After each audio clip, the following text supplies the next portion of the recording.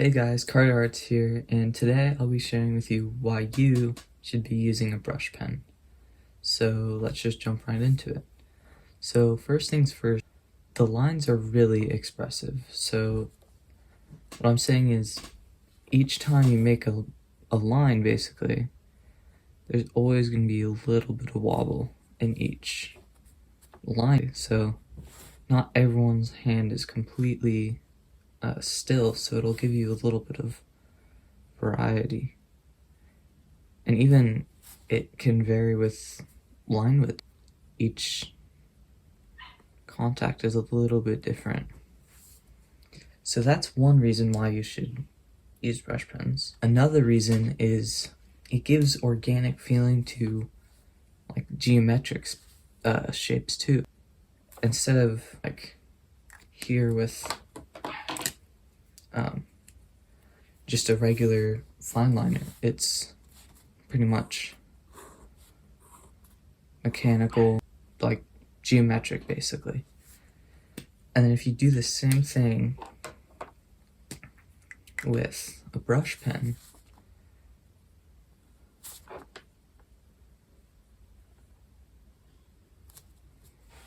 it can be geometric, but it gives it a little bit more to it.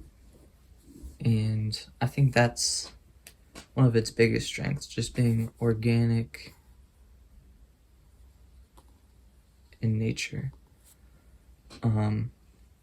Another big strength that it has lots of line variety, so you can go thick to thin, or thin to thick, thin to thick to thin. Ooh. But yeah, that's pretty much one of its strengths. And then comparatively to just the regular fine liner, you got that. That's all you've got. Just line, line, line, line. Which isn't always bad, but if you're wanting something a little bit more interesting to your art, brush pen could be the answer for you. It also is just faster. So if you want to fill in this area with a brush pen, it's running out of ink. A few seconds that took me. And if you take the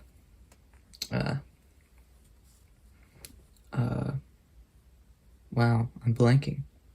Fine liner, you can see that it's really bad at filling in big areas.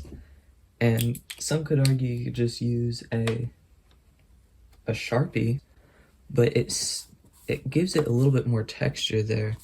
If you can see, it gives it a little bit more texture rather than just a flat black area, which you can also see with that. Like if your brush pen is running out of ink, that's always a good thing because it gives you more texture and more variety in your line, which is usually what you're looking for on a brush pen.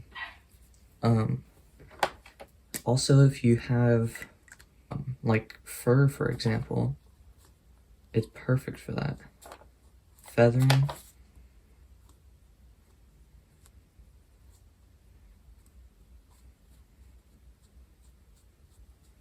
Like that.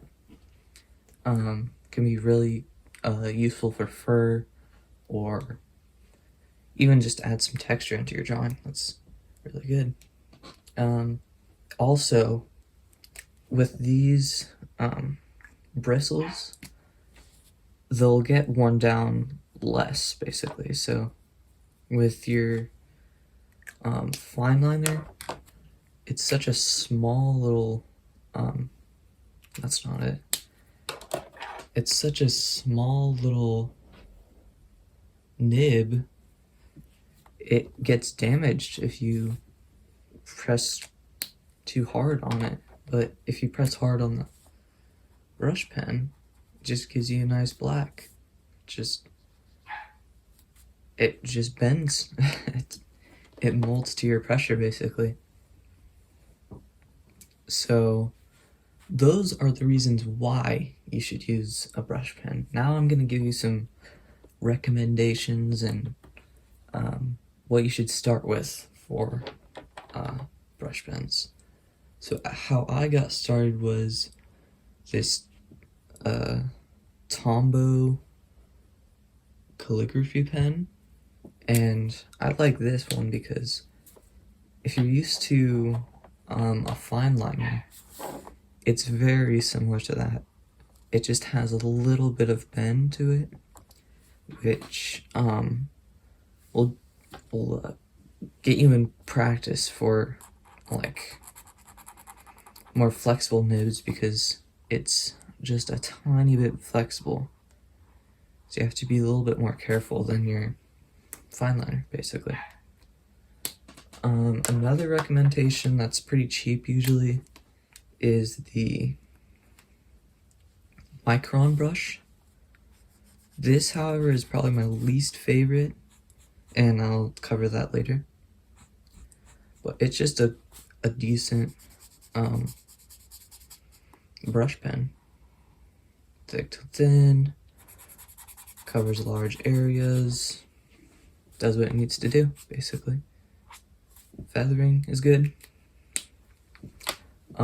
Now here are my two favorite probably at the moment. Kurtake's Zig cartoonist pen. It has a lot of ink, as you can see, which is good for just good to have, really. It has lots of texture too, and you can actually kind of control the texture. So if you press on the side of the cartridge, it'll get more ink to the nib, and it'll give you less texture. And again, gets the job done. Lots of ink, texture, just an all-around good pen. And the one I've been using recently, Copics Gas and Fude, has a pretty fine nib, and it's pretty smooth actually. So if you don't like the texture, maybe this will be the pen for you. Get really small details, thick to thin, just give you everything, really.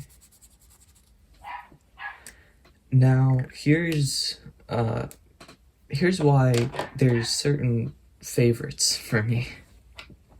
So each of these pens have a different nib. So you got the Tombow calligraphy pen is plastic, so it's gonna be firm. Like I was telling you, it's gonna be a little bit less bendy, so that's good for people that may have used a lot of fineliners in the past. You got nylon, which is pretty smooth in terms of how it feels. Not a lot of texture either. My least favorite is probably the felt. Like, it gets worn out super easily. The texture is a little weird in the terms that it has a little bit of, it's so hard to explain, but it's like a little bit of delay, sort of. It's weird. And then you have the actual bristles. So if you look, it's kind of hard to see, but it has individual bristles, which will give you a lot of the brush marks and texture, which is good for shadings and stuff. But I would personally recommend Copics Gas and Fude.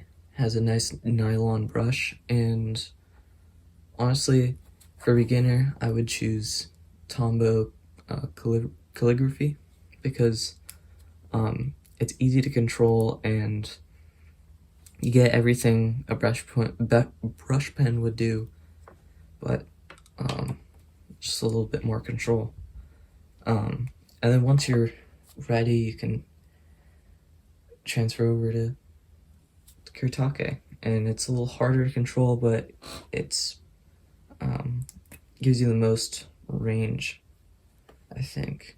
So those are the reasons why you should use a brush pen, basically. So if you have any questions, leave them in the comments below, and all the pens I've mentioned will be in the comment section below. Even this fineliner Prismacolors will be linked down there. Leave a like, subscribe, and see ya.